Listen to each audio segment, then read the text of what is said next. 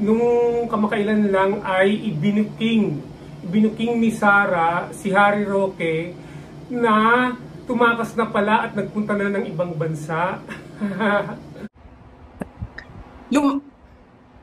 Look at Secretary Harry Roque. Yeah. Ayaw umalis noon sa bansa. Kasi yung mga anak niya maiiwanan. Pero look at him.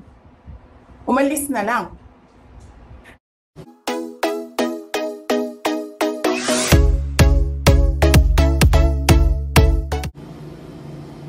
Hi mga kabrad, magandang umaga, magandang tanghali, magandang gabi sa buong mundo. Binabati ko kayong mga kabrad ko, mga Pilipino at ang mga kakaibang bansa. Ngayong araw na ito ay tatalakayin natin si Harry Roque, dating spokesperson ni dating Pangulong Rodrigo Duterte. Kasi natatawa ako nung kamakailan lang ay ibinuking ni Sara si Harry Roque na tumakas na pala at nagpunta na ng ibang bansa. Oo mga kabrad. At nung binalita ni Sara Duterte na umalis na nga itong si Harry Roque, ay inireport din ng mga ahensya, ng mga ahensya ng pamamalita na nakaalis na nga si Harry Roque. Kung hindi sinabi ni Sara, ay hindi pa nila malalaman. So, si Harry Roque ay umalis muna. Siguro babalik na lang yan pag hindi na siya hinahanap. Kasi di ba may ano nga siya, may contempt, contempt order para ikulong uli. Although wala siyang warrant of arrest, hindi siya pwedeng arestuhin ng mga pulis, Ano yun? Responsibilidad ng Sergeant at Arms ng mababang kapulungan ang pag-aresto kay Harry Roque, hindi mga pulis. So, na-slip tongue, na lost talk si Sara Duterte. Nasabi niya na umalis na nga si Harry Roque at pumunta ng ibang bansa para hindi na mapatawag sa mga hearing at makontempt uli at makulong uli. Hindi po ba mga kabrad? So ipapakita ko sa inyo yung pagkaka-slip of the tongue, pagkakabayong ni Sara kay Harry Roque. Although kapanalig nila yun, pinagtatanggol sila nun ni Harry Roque, At alam ni Sara na umalis na nga kasi nagpaalam, panigurado ito sa kanya. Kasi di ba pare-pareho silang inusig ng kasalukuyang gobyerno. So pakinggan po natin ang pahayag ni VP Sara Duterte sa pag-alis ni Harry Roque. Look at Secretary Harry Roque. Yeah. Ayaw umalis noon sa bansa. Kasi yung mga anak niya maiiwanan. Pero look at him. Umalis na lang. Ayan po mga kabrad, di ba? Kahit na maiwanan niya raw yung kanyang mga anak, umalis na lang. Kasi syempre, aware din siya sa kalagayan niya Kahit nandiyan yung anak niya, ikukulong naman siya, ng mga Kamara de Representante, yung Quadcom. At tuloy-tuloy na yun mga kabrad. Kasi yun nga yung mga nakamkam din ni Harry Roque nung panahon na spokesperson siya, di ba? Naging naging napakataas din siya noon kasi nga spokesperson siya ng Pangulo Talagang nagka-power din siya, kumbaga.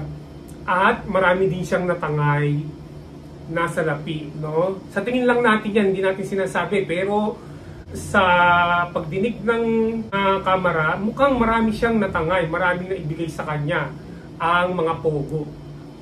Dahil kahit na dinideny niya na hindi siya lawyer ng pogo, ay talaga lumalabas na lawyer talaga siya ng pogo. May kinalaman talaga siya sa pogo. Nang tinanong nga ng mamamahayag ang director ng NBI kung nasa na si Harry Roque, ay meron silang nakuhang impormasyon na si Harry Roque ay nakaalis na raw ng bansa. Pero hindi raw nila ito pwedeng arestuhin, sabi ni Director Santiago. Dahil wala naman itong mandamiento de aresto. May impormasyon nga sila, ang NBI, na nakaalis na si Harry Roque, pero kailangan pa nilang kumpirmahin ito, no? Kailangan pa nilang tanungin ang Bureau of Immigration kung nakaalis na si Roque at hanapin mismo si Harry Roque. So hindi pa malinaw sa NBI kung talagang nakaalis na nga si Harry Roque. Pero ang sabi ng ating Vice President na talagang nakaalis na si Harry Roque. Hindi po alam kung saang bansa nagpunta si Harry Roque. Basta ang alam nila ay umalis na to at nakapunta na sa ibang bansa. Natakasan na ni Harry Roque ang mga pagkakasala niya dito sa ating bansa. Hindi na siya malilitigate hanggat hindi siya nakikita. Matatandaan na si Harry Roque ay nakulong sa Kamara de Representante dahil sa hindi niya ma-provide yung mga papeles na hinihingi nila. At meron na rin palang na-file na human trafficking kay Harry Roque. So mga kabrad, positive nga na nakaalis si Harry Roque ng bansa dahil tinuga siya ni VP Sara. Na-slip of the tongue si VP Sara. Kaya nalaman na ng taong bayan na nakaalis na si Harry Roque. Ito ay ibulgar ni VP Sara noong live broadcast niya, no? Yung online interview niya last November 23, Saturday. Kung saan ay dun time na rin na yun ay sinabi niya na ipapatay niya si PBBM, si First Lady at si Romualdez kung siya ay mapapatay. Nang interview si John Vic Rimulya, ang ating bagong SILG or Secretary of the Department of Interior and Local Government, nasabi niya nga na hindi pwedeng arestuhin si Harry Roque unless na meron na talagang warrant of arrest na i-issue sa kanya. That's the time na gagamitin na ang mga pulis para arestuhin ito. But so far sa ngayon ay problema pa ng Kamara de Representante ang pag-aaresto mismo kay Harry Roque. Ngayon mga kabrad, ay ipapakita ko sa inyo nung kinontempt sa Kamara de Representante ng Quadcom si Harry Roque. Ito, pakinggan natin. Inaanak niya pa yung nag-move sa kanya ng contempt. Actually to disrespect on the members of the committee, which is contemptible under Section 11E of the Rules of the House of Representatives on inquiries in aid of legislation. I therefore move, Mr. Chair, that Attorney Harry Roque be cited for contempt for disrespecting the members of this committee when he lied in order to evade attending the hearing of this committee where he was invited. That the penalty be shortened to the barest minimum, which is just 1 day or 24 hours, Mr. Chair. Second motion, Mr. Chair.